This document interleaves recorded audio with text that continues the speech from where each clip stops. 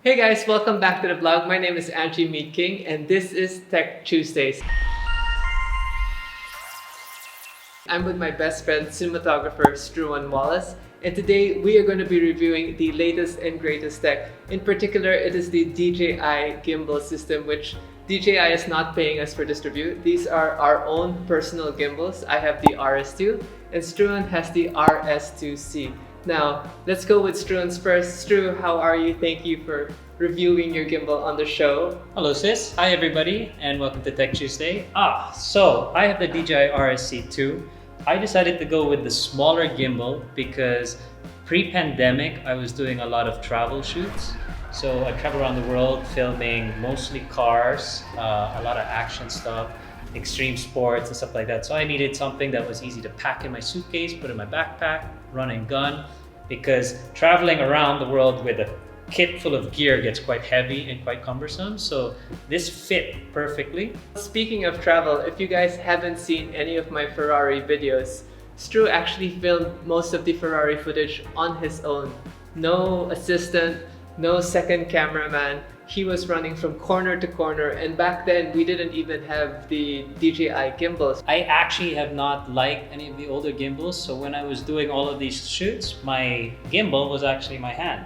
Oh. And a camera strap around my neck, and so that's the 3 points that would keep it steady, and So that's what I used. it's saying a lot that you actually put your own money into buying a gimbal. So what are the things that you love about the RS2C? Oh, well, a lot actually. So the old gimbals used to take me forever to calibrate, and even when I did that, they would really, I was never really happy with the footage, and I'd have to fix it in post, and just the time it took to set up. Yes. And then to use, and then if I didn't need the gimbal, to take it apart, change lens, and then set it up again. Oh, It yes. just wasn't worth the time. And especially when I was filming Angie in the races, imagine each lap Angie has a few minutes, Like if 2 that, minutes. 2 minutes to go around the corner, and I had to go to every corner. So I am literally running from one corner, getting 1 or 2 shots, running to a different corner, getting another shot.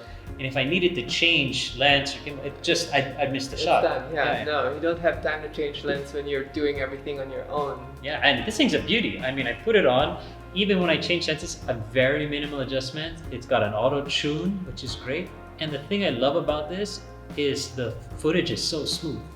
So do you end up using the in-camera stabilization along with the stabilization on the gimbal?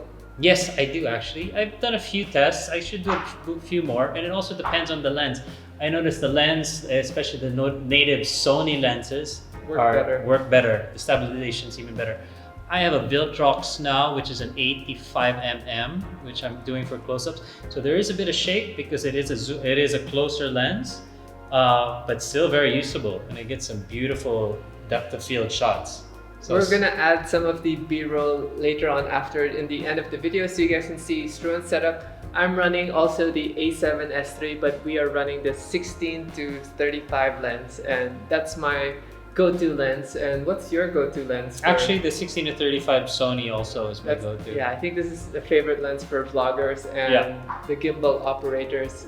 And I went with the normal f4 because, like I said, I shoot mostly sports stuff, so I didn't really need the open aperture at 2.8. Very shallow depth of Yeah, field. I mean, I usually close down, especially when filming cars. Another thing is why is I can hang out of cars, out of windows, anywhere, and get really beautiful shots, different shots that you couldn't get before. This thing is really cool. It has a run mode that if you hold down the button while running, it even stabilizes it even more. So it's really cool. I've tested it out. Because I shoot mostly commercials, I also usually have a monitor connected to this because I shoot S-Log3 and everything. And I don't know if you've ever shot anything with log. It's really hard to expose I don't because need to it's shoot flat. log. As a vlogger, no, we don't shoot log.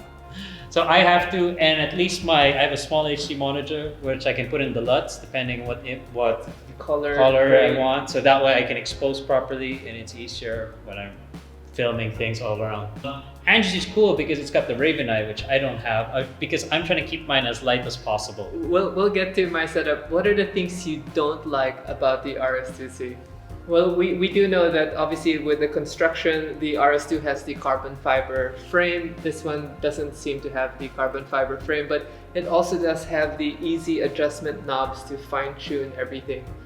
What I don't like is we were considering buying the new Tilta Alien Hardware, the car mount, which only works for that one So, and not this. So yes. that's a big bummer. So the RS2 has the universal mount system where you can basically detach this section, and it allows you to mount it on a gimbal, a crane or a car mount, and it makes it super portable. If I did have a long extended shoot, I can actually buy a second battery handle and charge this and have a spare handle so that we don't have any zero downtime. See, so mine, Yours ends up folding up. over. And that's that's good for putting in backpacks or camera case. I can travel with it. So that's exactly why I bought it. But I can't use it on the other mounts, which is a bummer. Well, Still cool. what we've seen also online, when you fold these gimbals down, and if you actually measure it in terms of bond paper, it's like an A4 and A5 bond paper, so it packs up really nicely well, unlike the old systems. I have experience on the Movi. Struan has played with the Movi also, and just the sheer setup time for the Movi takes maybe 15-20 minutes minimum. And unlike this, where you're already shooting within 5 minutes, the older gimbals are such a pain to balance, bringing the batteries around to charge it and making sure that you don't blow the lithium polymer batteries if you don't deep cycle, uncycle, recharge, and it's just such a nightmare. And another thing about the old systems is they were all, the new Sony cameras have great autofocus features. So we did like 2 minimum operators before. Focus puller and whatnot. Whereas now I can do this all by myself.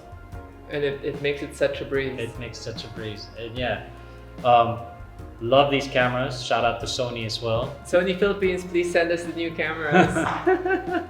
So anyway, we're gonna move over to the bigger brother, the RS2. I have the weird Ulanzi side mount. I actually got this thinking that it was gonna be enough to do the briefcase mode, but I ended up adding the Tilta handle because the Tilta handle has all these controls. It actually mimics most of the controls here and puts it here. What's this?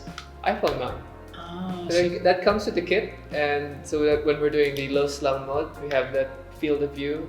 And now that I've hooked up the Raven Eye, you should see this thing work, bro. This thing allows me to do the active track on my phone, so I can basically active track myself, move around the frame, and it's like I have a camera operator following me wherever I go. Such a nifty thing for vloggers, especially me, where I shoot everything mostly on my own nowadays. Oh, I just want to interject here. Another cool thing is, especially with the cameras these days, I can use my phone as my monitor. Yeah. So I have an expensive proper monitor that does the LUTs, but if I'm running and gunning, I just need to put my phone, connect it somewhere, And then bam. and bam. And I can even control the camera settings through here. This is what I've set up. I have this little quick release blade which allows me to pull my camera from the gimbal onto the tripod, onto the selfie handle, and it's actually super nifty for me because when I'm doing different mounts, it just makes it easier and faster. This is the HDMI out for the camera, so it connects straight to the Raven Eye, and then this hooks up also to the, the port here with the camera.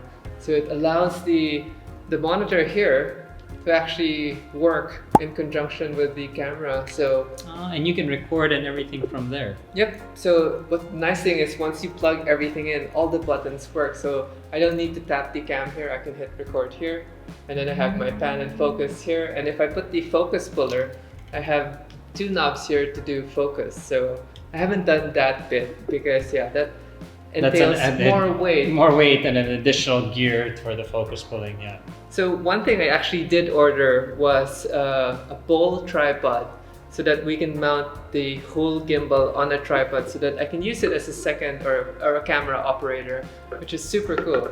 But you know what I'm really excited about is DJI, in the rumor mills, is working on a standalone gimbal. With a camera. With a camera, yeah. So I'm interested to see what they do there.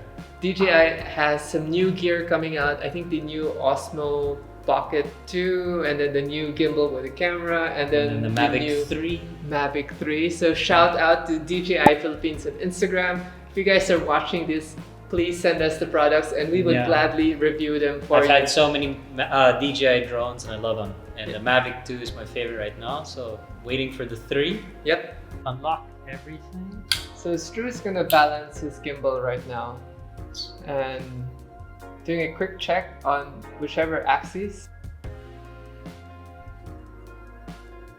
From my experience, as long as it doesn't swing violently and it's a slow swing, I think it's sort of in balance. And then we can use the app also to double check and fine tune. We're gonna go to auto tune, start.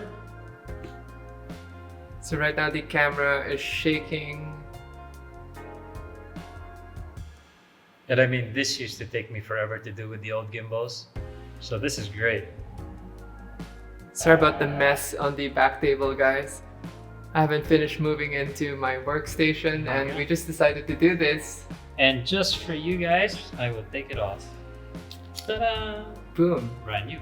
If you guys have any questions about these gimbals, please leave them in the comments down below. If not, we're going to be proceeding to doing our B-roll shots so you guys can see what the different setups look like in terms of having the 16-35 lens versus the 85. Alright guys, let's cut to the B-roll.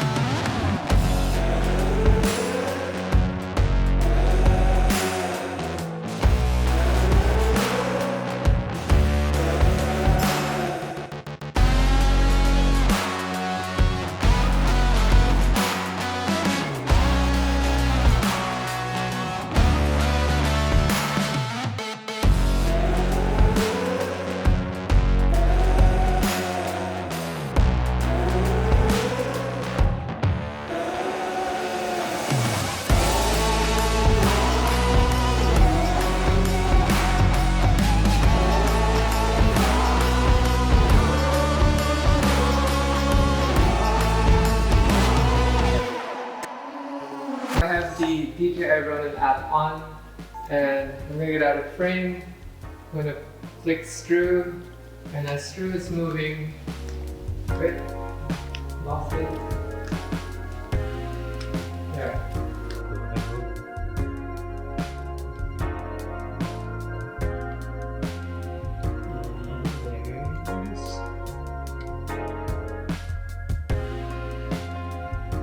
So as Drew is doing some more B-roll, we are just walking around, and this is how I use my gimbal. I use it like a vlog setup where I'm just holding it with both hands, and because of the 16-35 lens, it actually gives me enough distance from the camera without being too close. So we're gonna end the vlog here. Hope you guys enjoyed the B-roll of the garage, and Drew's gonna show his shots and I'm gonna show my shots. Actually, my shots is just mostly shots of me. shots of Drew operating his gimbal. If you guys like this Tech Tuesday review, please leave a comment down below, subscribe, hit the notification bell. It really helps with the YouTube algorithm. And till then, see you next time. Peace.